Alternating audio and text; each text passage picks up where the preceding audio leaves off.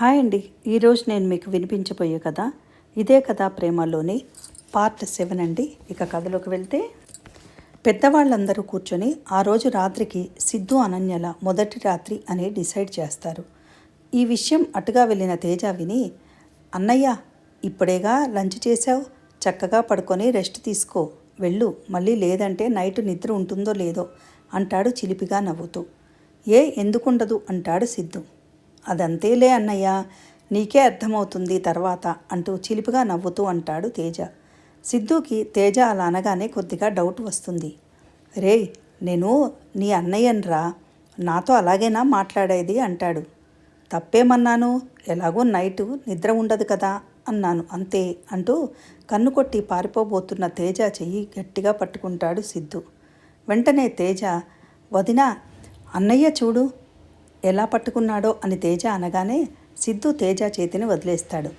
వెంటనే తేజ అక్కడి నుండి తప్పించుకుంటాడు. సిద్ధు అటూ ఇటూ చూసి అనన్య కనపడకపోవడంతో, నువ్వు తను వచ్చిందని అబద్ధం చెప్తావా, నిన్నేం చేస్తానో చూడు అంటూ తేజాన్ని పట్టుకోవడానికి అక్కడి నుండి ఫాస్ట్గా వెళ్తూ ఉంటే, తేజ వెనక్కి తిరిగి నవ్వుతూ, నీ వీక్ పాయింట్ నాకు తెలిసింది, వదినానగానే నువ్వు వదిలేస్తావు అని తెలిసే నేను అలా అన్నాను అంటూ అక్కడి నుండి పారిపోతాడు. స్నిగ్ధ రూమ్లోకి వెళ్ళిన మహిమకి పల్లవి గారు కొత్త లెహంగా ఒకటి ఇచ్చి, ఇది ఒకసారి ట్రై చేసి చూడు, నీకు తప్పకుండా సరిపోతుంది అని చెప్పి బయటికి వెళ్ళిపోతారు. పల్లవి ఇచ్చిన లెహంగా వేసుకుని కిందికి వస్తుండగా అప్పుడే సిద్ధు తనని ఎక్కడ పట్టుకుంటాడో అనుకుంటూ వెనక్కి చూస్తూ ముందుకి ఫాస్ట్గా నడుస్తున్న తేజ చూసుకోకుండా మహిమను తగులుతాడు. కరెక్ట్గా అప్పుడే మహిమ కూడా భువన పిలవడంతో పక్కకి తిరిగి చూడడంతో తేజాని గమనించదు. తేజ మహిమని తగలగానే కింద పడిపోబోతుంది. వెంటనే తేజ తన నడుం చుట్టూ చెయ్యి వేసి పట్టుకొని పడిపోకుండా ఆపి చెయ్యి పట్టి దగ్గరికి లాక్కుంటాడు. మహిమ కళ్ళు పెద్దవి చేసి ఆశ్చర్యంగా తేజాని చూస్తూ ఉంటుంది. తేజకైతే మహిమను అలా చూసి కళ్ళు రెప్పవేయడం కూడా మర్చిపోతాడు. ముందుగా స్పృహలోకి వచ్చిన మహిమ, హే, ముందు నన్ను వదులు అంటూ తేజ చేతిలోంచి తను విడిపించుకొని, వీడేంటి నన్ను పట్టుకున్నాడు, కళ్ళు నెత్తిమీద పెట్టుకొని నడుస్తున్నట్టున్నాడు అనుకుంటూ కోపంగా చూస్తూ అక్కడి నుండి వెళ్ళిపోతుంది. దూరం నుండి ఇదంతా నవ్వుతూ చూస్తున్న స్నిగ్ధ ఏదో ట్రాన్స్లో ఉన్నట్టున్న తేజ దగ్గరికి వచ్చి, తేజ, అమ్మాయి బాగుంది కదా అంటుంది. అంటాడు. అందుకేనా ఇందాకటి నుండి తెగ చూస్తున్నావు, అంత బాగుందా అంటుంది. అవునే అంటాడు ఏదో ట్రాన్స్లో ఉన్నట్టుగా. ఇంతకీ నువ్వు భోజనం చేశావా అంటే, ఇందాకటి నుండి తన్నే చూడటంతో ఆకలిపోయిందా అంటూ తేజ భుజం మీద ఒకటి ఇస్తుంది నవ్వుతూ స్నిగ్ధ. అప్పుడు స్పృహలోకి వచ్చిన తేజ కాస్త తడబడి, ఏమంటున్నావు అంటాడు స్నిగ్ధతో. అవునులే, నువ్వు ఈ లోకంలో ఉంటే కదా నేనేమన్నానో తెలిసేది అంటూ అక్కడి నుండి వెళ్ళిపోతుంది. ఏమ్మా మహిమ, ఇందాక నువ్వు సాంబార్ పడిందని మధ్యలో భోజనం ఆపేసినట్టున్నావు, మళ్ళీ తిన్నావా లేదా అంటారు పల్లవి. నేను మొత్తం తినేశాను ఆంటీ, ప్లేటు పడేద్దామని వెళ్తుంటే అలా డ్రెస్ మీద పడింది అంటుంది మహిమ తేజ గుర్తు రావడంతో మొహం సీరియస్గా పెట్టి. ఆ రోజే సిద్ధు అనన్యల ఫస్ట్ నైట్ కావడంతో వెళ్ళిపోదామనుకున్న భువన వాళ్ళు, ఈశ్వరి గారు వాళ్ళు ఉండిపోమనడంతో ఆ రోజు నైట్ వెళ్దామని డిసైడ్ అవుతారు సారథి గారు వాళ్ళు వాళ్ళ ఇంటికి. అందరూ కబుర్లు చెప్పుకుంటూ ఉంటారు. మహిమ అనన్య దగ్గరికి వచ్చి, ఎలా ఉన్నావు అను అంటుంది. తనని ఇంట్లో అందరూ బుజ్జి అంటే మహిమ అనన్య బెస్ట్ ఫ్రెండ్స్ లాగా ఉండటంతో అను అని పిలుస్తుంది అనన్యని మహిమ. అలానే మహిమని మహి అని పిలుస్తుంది అనన్య. ఎలా ఉంటానే, ఇదిగో ఇలా ఉన్నాను అంటుంది అనన్య. అంటే బాగున్నావన్నమాట అంతేనా అంటుంది నవ్వుతూ మహి. నీకు నన్ను చూడగానే నవ్వులాటగా ఉంది అని అనన్య అనగానే, ఆ వరుణ్ ఏంటి నీతో అంతలా తిరిగి నిన్ను పెళ్లి చేసుకుంటాను అన్నవాడు కూడా లాస్ట్ మినిట్లో ఇంత దారుణంగా హ్యాండ్ ఇచ్చాడేంటే అంటుంది మహి అనన్యతో. ఏమైందో తెలిస్తే కదా నాకు, అది గుర్తొస్తే పిచ్చి పట్టేలాగా ఉంది. ఆ వరుణ్ గాడు నన్ను అందరి ముందు దోషిగా నిలబెట్టి వాడు కూడా దోషిలా నిలబడ్డాడు. అసలు ఎందుకు ఇలా చేశాడో కనిపిస్తే చొక్కా పట్టుకుని ఆ చెంప ఈ చెంప వాయించాలనుంది అంది కళ్ళల్లో నీళ్లు తిరుగుతుండగా. నేను ఒక మాట చెప్తాను విను అను, అయిపోయిందేదో అయిపోయింది. నువ్వు వరుణ్ గురించి ఆలోచించకు, నీకు పెళ్ళి అయిపోయింది. ఇప్పుడు నువ్వు సిద్ధు బావగారి భార్యవి. ఫస్ట్ నువ్వు ఆలోచించాల్సింది సిద్ధు బావగారి గురించే. నేను చెప్పినంత ఈజీ కాదు వరుణ్ణి నువ్వు మర్చిపోవడం, కానీ తప్పదు, మర్చిపోవాలంతే. నమ్మినవాడు నిన్ను మోసం చేస్తే మంచి మనసుతో వీళ్ళు నిన్ను పెళ్లి చేసుకున్నారా లేదా అని మహి అనగానే అవును అన్నట్లుగా తల ఊపుతుంది అనన్య. మరి అలాంటప్పుడు నువ్వు ఈ ఫ్యామిలీతో కలిసిపోయి సిద్ధు బావతో ఆనందంగా ఉండాలి, అంతేకాని మోసం చేసి వెళ్ళిపోయిన వాడి గురించి ఆలోచించి నీ ఆనందాన్ని పోగొట్టుకోకు. ఇప్పుడు నువ్వు ఎంత బాధపడ్డా నీ చేతుల్లో ఏమీ లేదు. నేను సిద్ధు బావగారిని గమనిస్తున్నాను, ఆయనకి నువ్వంటే చాలా ఇష్టం అనిపిస్తోంది.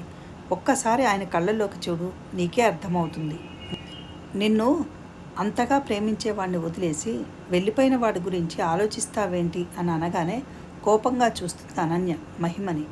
అమ్మా తల్లి, అలా కోపంగా చూడకే, కాస్త నవ్వవే, నీకోసమే చెప్తున్నానే అని మహిమ అనగానే అనన్య ఒకసారి మహిమ బుగ్గలను 2 చేతులతో లాగి పట్టుకొని నీ మీద నాకు కోపం రావడం ఏంటే అంటూ వెళ్దాం, మనిద్దరమే మాట్లాడుకుంటూ ఇక్కడ ఉంటే బాగుండదేమో అంటూ హాల్లోకి వస్తారు.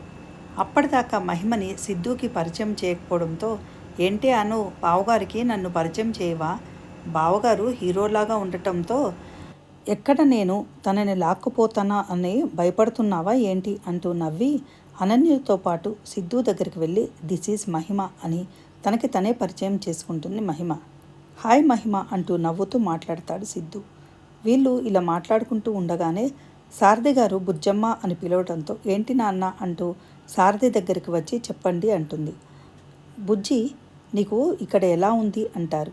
బానే ఉంది నాన్న అంటుంది అనన్య తలదించుకొని. మరి ఎందుకు నీ మొహం అంత డల్గా ఉంది, హ్యాపీగా అనిపించడం లేదు అంటారు. అనన్య ఏం మాట్లాడదు. వరుణ్ నీకు గుర్తొస్తున్నాడా అంటారు సారథి గారు. అప్పుడే అక్కడికి వస్తూ ఆ మాట విన్న బామ్మగారు అనన్య దగ్గరికి వచ్చి తింగరిదానా, ఎప్పుడు చూసినా నువ్వు నీ గురించే ఆలోచిస్తూ ఉంటావు, నీకు ఎవరి బాధ పట్టదు, కనీసం అత్తగారింట్లోనైనా జాగ్రత్తగా ఉంటున్నావా అంటారు ఆవిడ.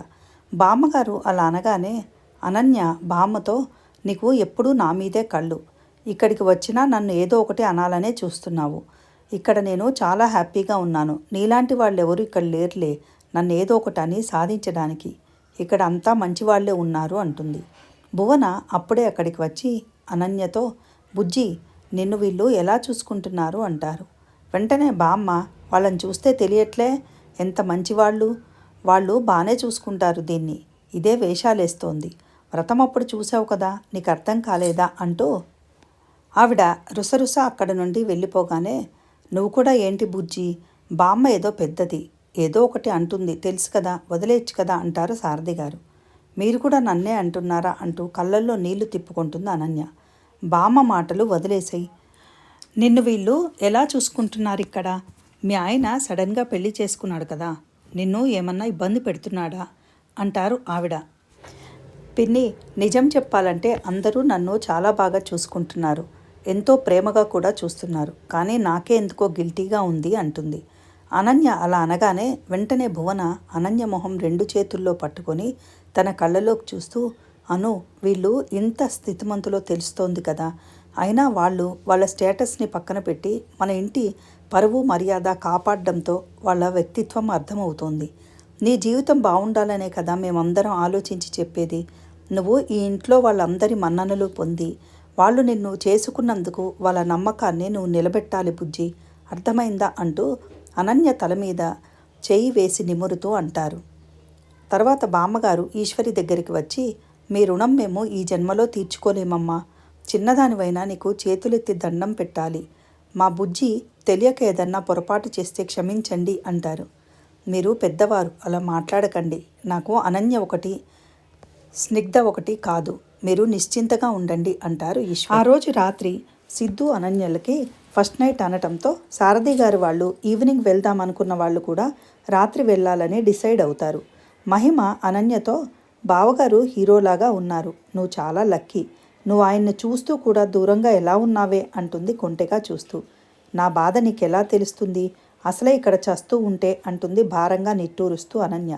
ఏంటి మీరిక్కడ కూర్చుని కబుర్లు ఆడుకుంటున్నారా అంటూ భువన వచ్చి అనన్యని పిలవడంతో ఆవిడ వెనకాలే అక్కడి నుండి వెళ్తుంది అనన్య. తర్వాత అనన్య సిద్ధులతోటి బంతులాట ఆడాలి అంటారు. బంతులాట ఏంటి అంటాడు సిద్ధు ఈశ్వరితో. పూబంతులాట అని కొత్తగా పెళ్ళైన వాళ్ళతో ఆడిస్తారు. అది ఒక పద్ధతి. అది ఆడటం వల్ల కొత్త జంట మధ్య బిడియం పోయి కాస్త చనువు ఏర్పడుతుందని అలా ఆడించేవారు అంటూ ఇద్దరితో పువ్వుల దండలతో తయారు చేసిన బాల్తో బంతులాట ఆడిస్తారు. కొద్దిమంది అనన్యని ఎంకరేజ్ చేస్తుంటే కొద్దిమంది సిద్ధుని ఎంకరేజ్ చేస్తూ సరదాగా బంతులాట ఆడిస్తారు. అలా ఆడేటప్పుడు మధ్య మధ్యలో అనన్య సిద్ధుల కళ్ళు కలుసుకుంటూ ఉండటంతో అనన్య సిగ్గుపడుతూ ఉంటుంది. అనన్య తరపున మహిమ గోలగోలగా ఆడిస్తూ ఉంటే సిద్ధు తరపున తేజ స్నిగ్ధ ఆడిస్తూ ఉంటారు. తేజ అయితే మహిమను చూస్తూ మధ్య మధ్యలో కళ్ళెగరేస్తూ చిలిపిగా చూస్తూ ఉంటాడు. బంతులాట అయిపోగానే అనన్యతో బుజ్జి ఫ్రెష్ అయ్యిరా అని భువన చెప్పగానే అనన్య ఫ్రెష్ అయి వస్తుంది. అనన్య వచ్చేలోగా అందరికీ భోజనాలు పెడతారు. అదేంటి ఇంత తొందరగా పెట్టేస్తున్నారు అంటాడు తేజ సిద్ధు. మాకు కొద్దిగా పని ఉంది, మీరు తినేస్తే మేము మా పని చేసుకోవాలి అంటారు పల్లవి. ఇప్పుడు రాత్రిపూట ఏం పని చేసుకోవాలి అంటాడు సిద్ధు. ప్రశ్నల తర్వాత ముందు మీరు భోజనాలు చేయండి అని చెప్పి భోజనాలు చేసేశాక అనన్యని రెడీ చేస్తూ ఉంటారు. అక్కడ సిద్ధుకి వైట్ కుర్తా పైజామా ఇచ్చి నువ్వు ఫ్రెష్ అయ్యి వచ్చాక ఇది వేసుకోవాలి అంటారు మహీధర్ గారు. సిద్ధు ఫ్రెష్ అయ్యి కుర్తా పైజామా వేసుకుని కిందికి రాగానే ఒక్కసారిగా అన్నయ్య ఏంట్రా బాబు ఇంత అందంగా ఉన్నావు, ఈ డ్రెస్లో నిన్ను చూస్తే ఎవరైనా సరే నీకు ఐ లవ్ యూ చెప్పకుండా వదిలిపెట్టరు అంటాడు తేజ. అది విన్న సిద్ధు అందంగా నవ్వి ఒరేయ్ మరీ మునగ చెట్టు ఎక్కించకురా అంటాడు. అసలే అందగాడివి, ఇంకా ఇలా నవ్వావంటే నాకే నిన్ను చూస్తుంటే వదలాలని అనిపించట్లేదు, ముద్దు పెట్టుకోవాలనిపిస్తోంది. కాలేజ్ డేస్లో ఎంతమంది అమ్మాయిలు నీ వెనకబడి ఉంటారు, ఎంతమంది నీకు ప్రపోజ్ చేసి ఉంటారు అంటాడు తేజ. వెంటనే మహీధర్ గారు ఎందుకు చేయలేదురా బాబు, బోలెడంతమంది అమ్మాయిలు రోజు ప్రపోజ్ చేసేవాళ్ళు అంటూ కొడుకును మురిపంగా చూసుకుంటూ బాబు వాట్సాప్లో మెసేజ్లు చేసేవాళ్ళు, వాడు వెంట పడేవాళ్ళు, వీడు యాక్సెప్ట్ చేయలేదంతే అంటారు. ఏంటో అన్నయ్య నాకు మాత్రం అలా ఎవరు ఒక్కరు కూడా ఒక్క లవ్ లెటర్ ఇవ్వలేదు అంటాడు మహిమని ఓరగా చూస్తూ. మహిమ వాళ్ళ మాటలు వింటూ ఉంటుంది కానీ విననట్టే నటిస్తుంది. ముగ్గురు ఆడవాళ్ళు హడావిడిగా అటూ ఇటూ తిరుగుతూ ఉంటారు. అక్కడున్న ఎవరికీ కూడా అర్థం కాదు, వీళ్ళేంటి ఇంత హడావిడిగా తిరుగుతున్నారు అనుకుంటూ ఉంటారు. అనన్యని భువన ఈశ్వరి పల్లవి కలిసి ముస్తాబు చేస్తారు. ఎవరూ లేకుండా చూసి భువన అనన్యతో మీ ఫస్ట్ నైట్ నువ్వు మీ ఆయనతో ఆనందంగా గడుపు, లేనిపోనివి మనసులో ఉంచుకొని అతన్ని దూరం పెట్టకు అంటారు. అనన్య మనసులో ఈరోజే మా ఫస్ట్ నైట్ అంటున్నారు. ఆ పెళ్ళి వరుణ్తో అనుకుంటే సిద్ధుతో అయింది.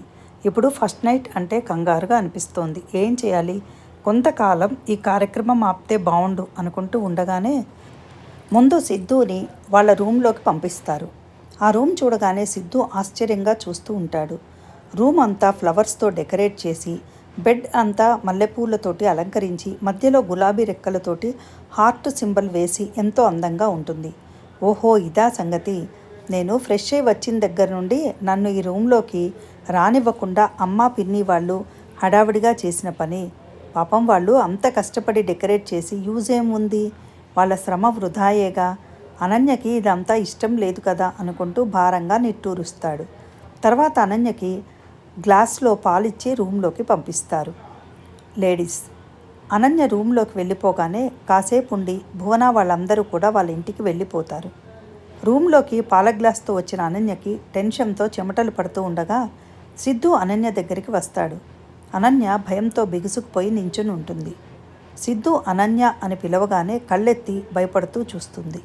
నువ్వు కంగారు పడకు, నీకు ఇష్టం లేకుండా నేను నిన్ను టచ్ చేయను, నువ్వు ఫ్రీగా ఉండొచ్చు అంటూ తన చేతిలోని పాల గ్లాస్ తీసుకుని డ్రెస్సింగ్ టేబుల్ మీద పెడతాడు. ఈ రోజుకి ఈ కథ ఇంతేనండి. ఆ తర్వాత ఏం జరగబోతోంది అనేది ఎంతో ఇంట్రెస్టింగ్గా సాగే మన కథలోని నెక్స్ట్ పార్ట్ కోసం మన నెక్స్ట్ వీడియో చూడండి. మీకు కనుక కథ నచ్చినట్లయితే ప్లీజ్ లైక్ చేసి షేర్ చేసి సబ్స్క్రైబ్ చేసుకోవడం మర్చిపోకండి. Thank you for listening. Have a nice day.